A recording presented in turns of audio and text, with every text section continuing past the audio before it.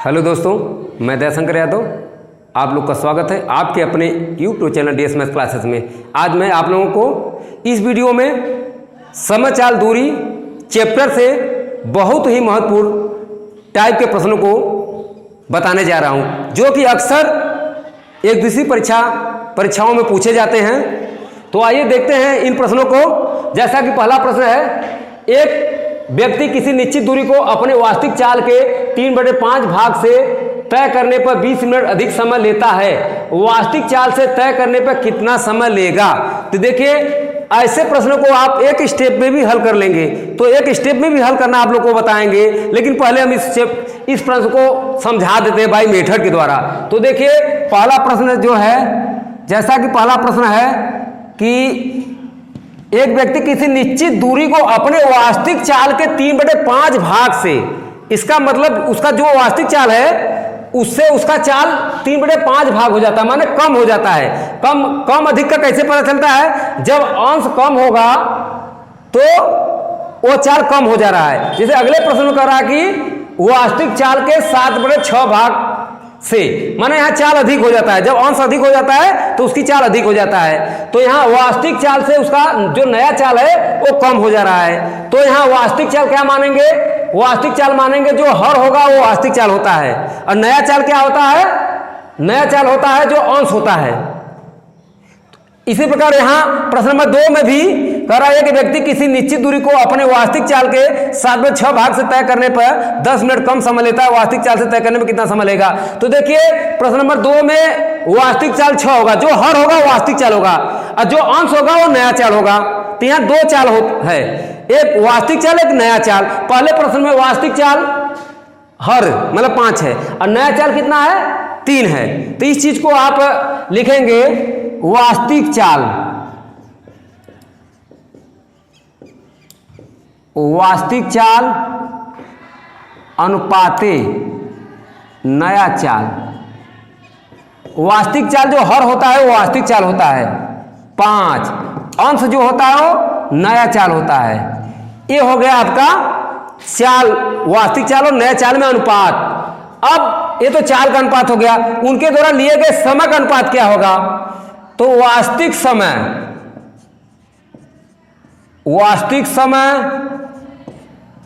और नया समय।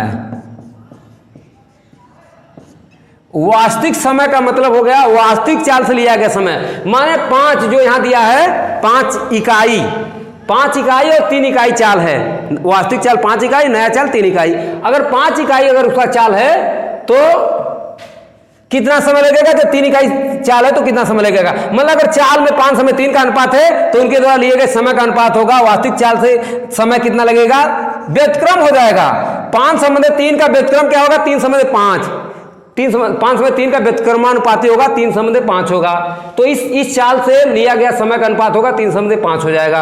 अब आते हैं प्रश्न पर। प्रश्न कर रहा है कि 3/5 भाग से तय करने पर 20 मिनट अधिक लगता है। 20 मिनट अधिक लगेगा ही, क्योंकि जब चाल कम होगा, देखिए वास्तविक चाल 5 है, नया चाल 3/5 जब हो जा रहा है तो समय तो अधिक लगेगा ही। तो समय 20 मिनट यहाँ कर रहा है, अधिक लग रहा है।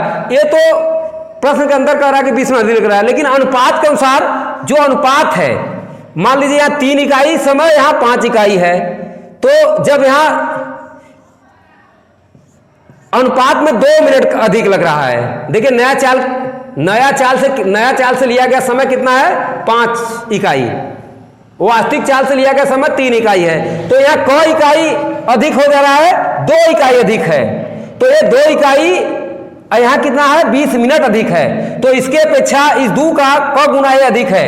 ये 2 से ये जो 20 है 10 गुना अधिक है। तो अगर ये 10 गुना अधिक है तो 10 गुना अधिक जो है ना समय लगेगा। जो यहाँ 3 इकाई दिया है ये तो अनुपात है ना, ये आपका एक्चुअल समय नहीं है। एक्चुअल समय यहाँ हमको पता है कि जो वास्तविक चाल और नया चाल से जो समय का अंतर है 20 मिनट है। जो वास्तविक चाल से नया चाल से लिया गया समय जो कि 20 मिनट अधिक है। लेकिन यहाँ अनुपात में कितना अधिक है? 2 अधिक है। जब यहाँ 2 अधिक है, 2 इकाई अधिक है, तो इसके अपेक्षा 10 गुना अधिक है। इसका इसमें भाग कर देते हैं, 10 गुना अधिक है। तो यहाँ देखेंगे 10 गुना अधिक वास्तविक समय लगेगा इस अनुपात का। तो यहाँ 3 का 10 गुना 30 और यहाँ 5 का 10 गुना 50, तो 30 मिनट और 50 मिनट। लेकिन पूछ क्या रहा है, वास्तविक चाल से तय करने पर कितना समय लगेगा। तो वास्तविक समय का अनुपात तो 3:5 है। अब आप कहेंगे कि समय तो पता हो गया था 3 और 5, नहीं, ये तो अनुपात है, लेकिन वास्तविक चाल से लिया गया समय जो होगा ना 10 गुना अधिक होगा, इस अनुपात का 10 गुना अधिक होगा। तो 3 का 10 गुना क्या होगा 30 मिनट। वास्तविक चाल से लिया गया समय आपका होगा 30 मिनट, आंसर होगा 30 मिनट। अगर यही पूछता कि नया चाल से लिया गया समय ज्ञात करो तो 50 मिनट होगा, लेकिन नया चाल से लिया गया समय कितना होगा 50 मिनट हो जाएगा। तो इस प्रकार से ऐसे प्रश्न को बाय मेथड हल करते हैं। अगर इसको आप एक स्टेप में हल करना चाहेंगे तो कैसे हल करेंगे, अथवा लिखेंगे जो 20 मिनट अधिक कर रहा है उस 20 में आप अंश का गुणा कर दीजिएगा। जो यहाँ अंश दिया है 3, उसी का गुणा करके अंश हर के अंतर का भाग दीजिए। अंश और हर का अंतर कितना है 2 है, 2 का भाग दे दीजिए।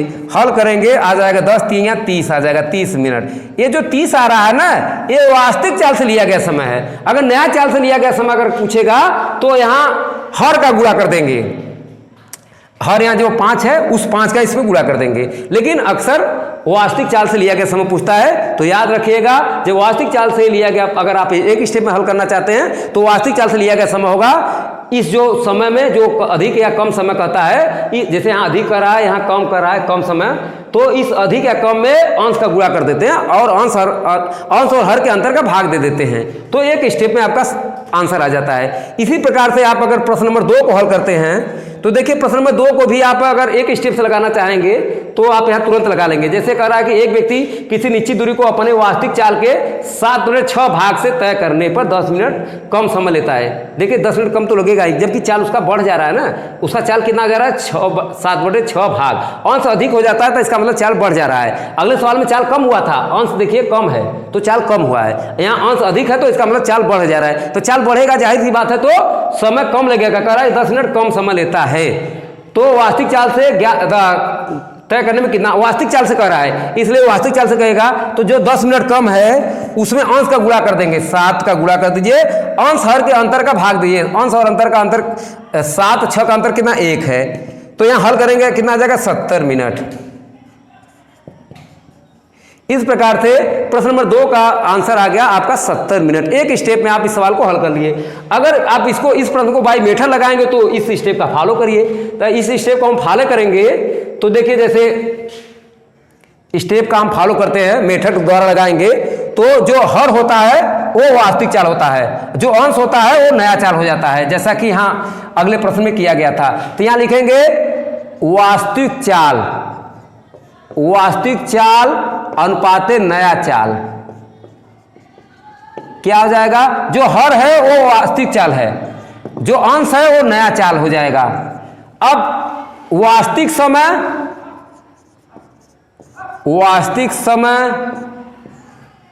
और नया समय, वास्तविक समय का मतलब क्या हुआ, वास्तविक चाल से लिया गया समय, और नया चाल माने नया चाल से लिया गया समय। क्या अनुपात कितना हो जाएगा, वास्तविक चाल से मतलब जो वास्तविक चाल नया चाल का अनुपात है, समय का अनुपात क्या होगा, इसका व्युत्क्रम हो जाएगा। जो 6 संबंधे 7 है वो 7 संबंधे 6 हो जाएगा। तो इस प्रकार से अब आते हैं प्रश्न पर। कह रहा है कि 7/6 भाग से तय करने पर 10 मिनट कम समय लेता है। तो यहां देखिए 10 मिनट कम लेता है, यहां अनुपात के अनुसार कितना कम है, 1 मिनट कम है। देखिए नया चाल से 1 मिनट कम समय, 1 इकाई कम है। यहाँ जो अनुपात में दिया है दोनों के समय का अंतर करते हैं तो यहाँ 1 मिनट कम है, और वहां कह रहा है 10 मिनट कम है। इसका मतलब इस एक का वो 10 कितना गुना अधिक है, 10 गुना अधिक है। जैसे अगले प्रश्न में यहाँ 2 अंतर था तो इस 2 का वहां करना अंतर दिया था 20 दिया है, तो क गुना है 10 गुना, वहां भी था, यहां भी 1 है, वहां 10 मिनट है, तो 1 से 10 गुना अधिक वो 10 मिनट है। तो 10 मिनट अधिक 10 का गुणा कर देंगे, इस 7 में भी इस 6 में भी आप गुणा कर दीजिएगा। तो गुणा करेंगे आ जाएगा 70 मिनट। मिनट है तो मिनट में आंसर आएगा, घंटा होता तो घंटा में, और यहाँ कितना आ जाएगा, गुणा कर देंगे 6 60 मिनट। पूछ क्या रहा है, वास्तविक चाल से तय करने में कितना समय लगेगा, तो वास्तविक चाल से तय करने में 70 मिनट लगेगा। देखिए वास्तविक चाल से लिया गया समय का अनुपात तो 7 है, तो आप कहेंगे कि नहीं अनुपात तो 7 दिया, समय तो आ गया था, लेकिन नहीं, ये तो अनुपात है। वास्तविक चाल से लिया गया समय नया चाल से लिया गया समय में 7:6 का अनुपात है। लेकिन एक्चुअल जो है एक्यूरेट जो समय है इस सवाल का, जब वहां 10 मिनट अधिक होगा तो यहाँ 1 मिनट अधिक है, तो जब 10 गुना अधिक है तो यहाँ 10 गुना अधिक हो जाएगा जो समय, इस अनुपात का भी 10 गुना अधिक हो जाएगा, तो यहाँ 70 मिनट हो जाएगा।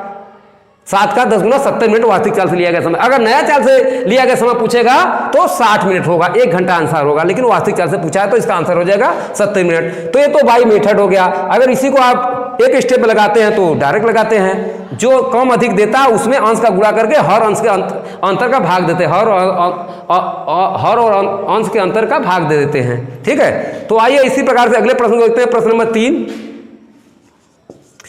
प्रश्न नंबर 3, एक व्यक्ति किसी दूरी को अपने वास्तविक चाल के 3/7 भाग से तय करने पर 42 घंटे का समय लेता है, वास्तविक चाल से कितना समय कम लेगा?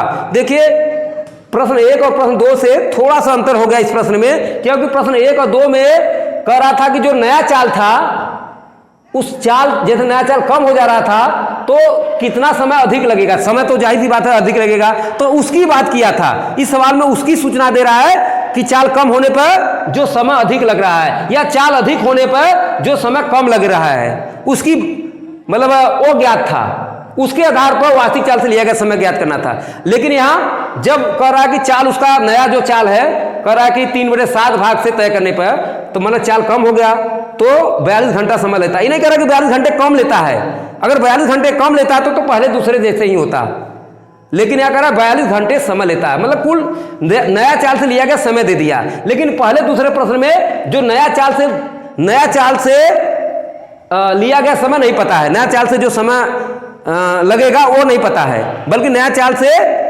चाल होने पर जो समय अधिक लगता है या जो कम लगता है उसकी बात किया है, वो ज्ञात है। लेकिन यह नया चाल से जो समय लगता है वो पता है, नया चाल से लिया गया समय 42 घंटा है। ये नहीं कह रहा है कि नया चाल से जो कम समय चाल कम हो गया था जो समय अधिक लगेगा वो नहीं दिया है, बल्कि कह रहा है कि नया चाल से लिया गया समय ही पता है इस सवाल में। तो इस अंतर को समझ लीजिएगा।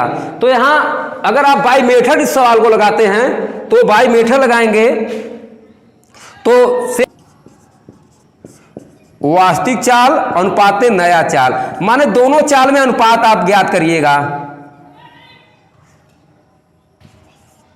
तो कितना अनुपात है वास्तविक चाल नया चाल में? जो हर होता है वही वास्तविक चाल मानते हैं 7, और नया चाल कितना है? जो अंश है। ये तो चाल का अनुपात हो गया। अब समय का अनुपात क्या हो जाएगा? वास्तविक समय, वास्तविक चाल से लिया गया समय, नया समय माने नया चाल से लिया गया समय में क्या अनुपात होगा, इसी का व्युत्क्रम हो जाएगा, 3 संबंधित 7 हो जाएगा, इसका हम व्युत्क्रम कर देंगे। तो अब आते हैं प्रश्न पर। प्रश्न में कह रहा है कि 3/7 भाग से तय करने में 42 घंटे का समय लगता है, माने नया चाल से जो समय लग रहा है वो ज्ञात है। और यहाँ नया चाल यहाँ है, मतलब अनुपात में 3 है, लेकिन अनुपात में समय कितना है? 7 है। नया चाल से लिया गया समय 7 है। तो देखिए अब इसी से कंपैरिजन कर लेंगे। वहां जो कम अधिक हो रहा था, क्योंकि यहां कम अधिक कर रहा था, तो इसके अंतर से देखते थे क गुना अधिक दिया है। इसका अंतर 2 था तो 2 से क गुना अधिक है। यहां भी अंतर 1 है तो उससे क गुना, यहां अंतर 1 है समय में, अनुपात का जो दिया 1, तो उससे गुना देखते थे। लेकिन यहां ये अधिक कम तो दिया नहीं है, ये तो नया चाल से दिया गया समय है। लेकिन यहां नया चाल से दिया गया समय कितना है? 7, अनुपात में 7 है, 7 इकाई। तो इसी से हम देखेंगे क गुना अधिक है। तो इस 7 का क गुना अधिक है 42, 6 गुना अधिक है। तो देखेंगे अब वास्तविक चाल से लिया गया समय 6 गुना अधिक होगा। इस 3 का 6 गुना 18 होगा, जैसे इस 7 का 6 गुना वो 42 है। ठीक है, जब इस 7 नया जो समय है 7 यहाँ दिया अनुपात में, और सवाल के अंदर दिया है 42 घंटा, तो इसका मतलब कि 6 गुना अधिक है, तो 6 गुना अधिक यहाँ भी कर देंगे। तो नया चाल से लिया गया समय कितना होगा? 18 घंटा। अब कह रहा है कि कितना वास्तविक चाल से कितना घंटा कम समय लेगा? तो वास्तविक चाल से लिया गया समय 18 घंटा है, और नया चाल से कितना? 42 हो। इस 42 में 18 घटा देंगे आप, तो घटा देंगे 42 माने 18 करेंगे, आ जाएगा 24।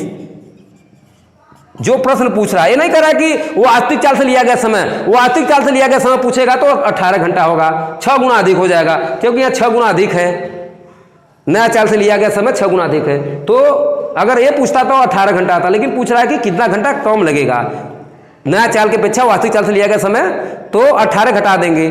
तो इस प्रकार से आप हल करते हैं। अगर आप इसको चाहें प्रश्न नंबर 3 को आप चाहे तो एक स्टेप पे लगाना चाहते हैं तो जस्ट पहले और दूसरे का उल्टा कर दीजिएगा। उल्टा का मतलब इस 42 में जो 42 दिया है इसमें जैसे अभी तक क्या करते थे, अंश का गुणा करते थे, लेकिन यहां याद रखिएगा ऐसे प्रश्नों में अंश का गुणा करते थे, पहले गुणा की बात हम कर रहे थे, लेकिन यहां जब यहां पहले हम भाग की बात करेंगे। किसका भाग करेंगे? हर का भाग करेंगे। वहां गुणा करते थे किसका? अंश का। वहां गुणा अंश का, यहां भाग हर का। तो इसमें हर का भाग करिएगा। हर कितना दिया है? 7। अब गुणा कितने का करेंगे? अंतर का। तो इसका अंतर, हर और अंश का अंतर कितना होगा? 4।